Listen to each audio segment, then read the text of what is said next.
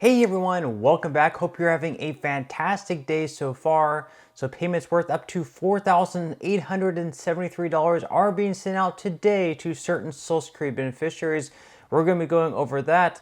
Plus a Donald Trump versus Joe Biden rematch is all but official as the voters in New Hampshire let their thoughts be pretty well known. But before we go ahead and dive into the main content of today's video, if you wouldn't mind helping me out real quickly by just giving this video a like. That just helps out with the good old YouTube algorithm, and also consider subscribing to my channel if you have not already. Plus, if you would like to receive up to $9,000 in free stocks or $9,000 in free cash, in a pinned comment below, I will be leaving a link to Webull.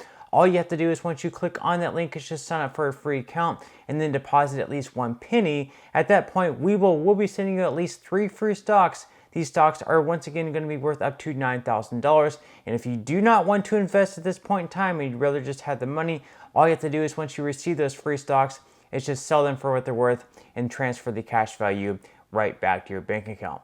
Okay, so diving right into our lead story of today's video, and of course that is yesterday, where they had the primary for both the Republican and Democratic caucuses in New Hampshire. The Republican caucus counted whoever won, which happened to be Trump, did actually get votes for it and did actually get points.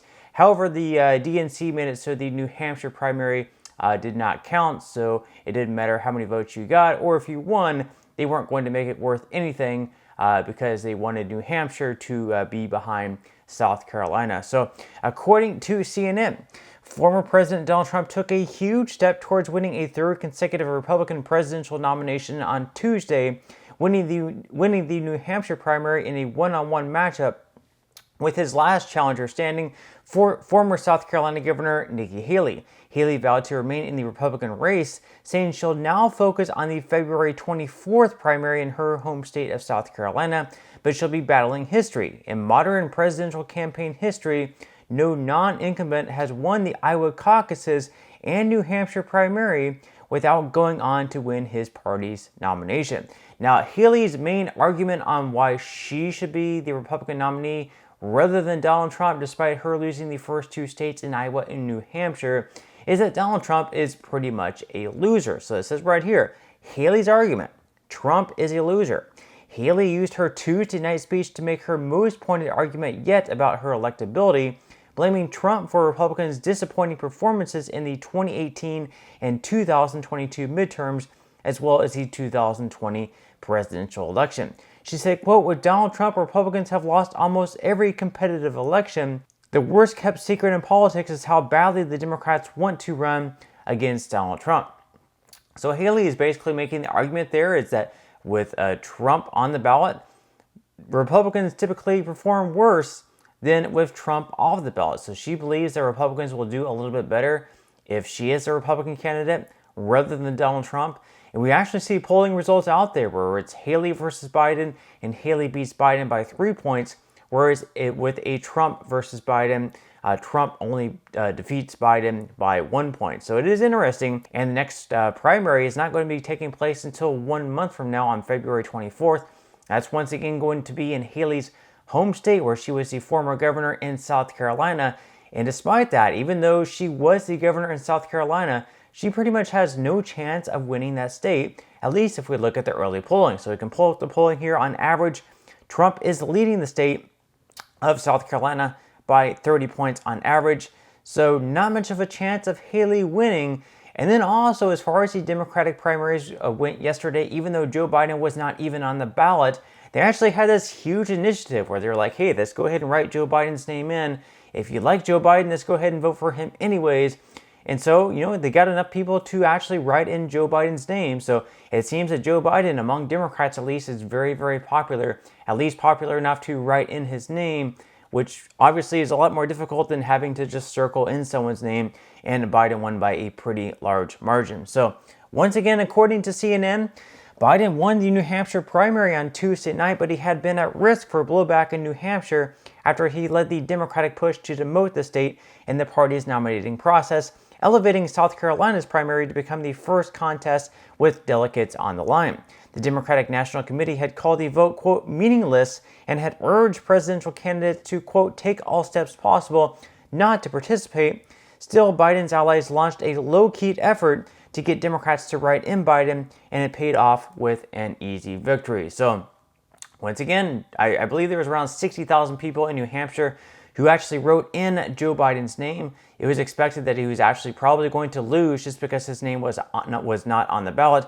But once again, the DNC made it so none of the votes actually counted in the state of New Hampshire. So even though Biden won, he does not actually get any delegates. It doesn't really matter for him, and it really doesn't matter anyways, because obviously no one's actually competing against Biden for the Democratic nomination. It's pretty well known that Biden is absolutely going to win. They're not going to be holding any debates. So once again, it looks like it's going to be Joe Biden versus Donald Trump, unless something really drastically changes. One of the two drop out of the race for whatever reason, whether it be their health or something else.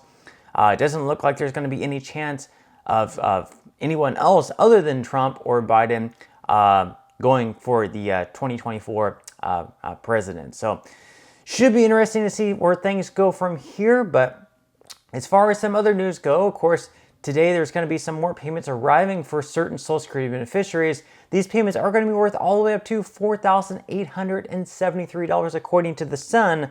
So they say that COLA beneficiaries who have birth dates after the 21st of the month can expect to receive their new boosted Social Security payments today on January 24th. So recipients with a birth date before the 21st should have already received their January benefits earlier this month, and the maximum COLA amount this year is $4,873, and the average pay to retirees each month is $1,907. This year's checks will show a $58 increase on average compared to the 2023 amount. So more payments today going out.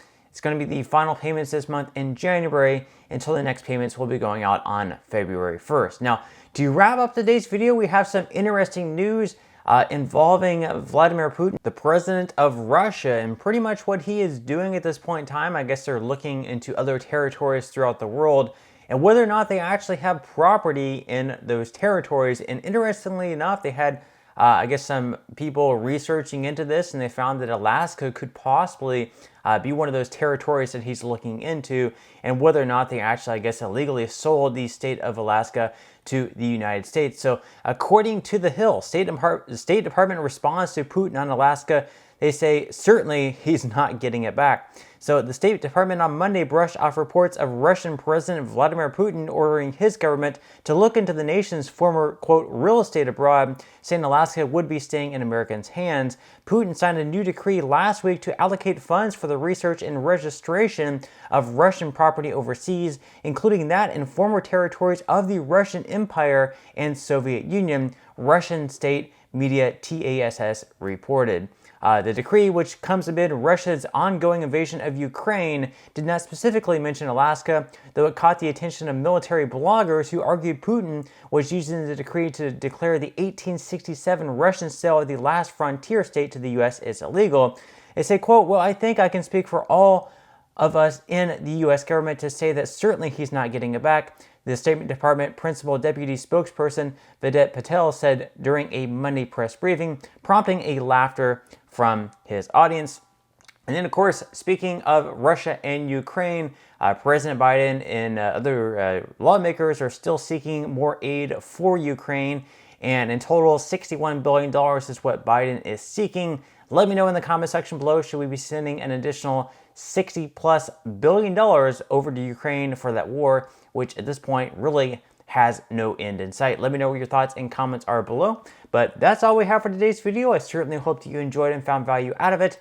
If you did, again, I would greatly appreciate if you could give this video a like. Consider subscribing to my channel if you have not already, and I will see you in the next video.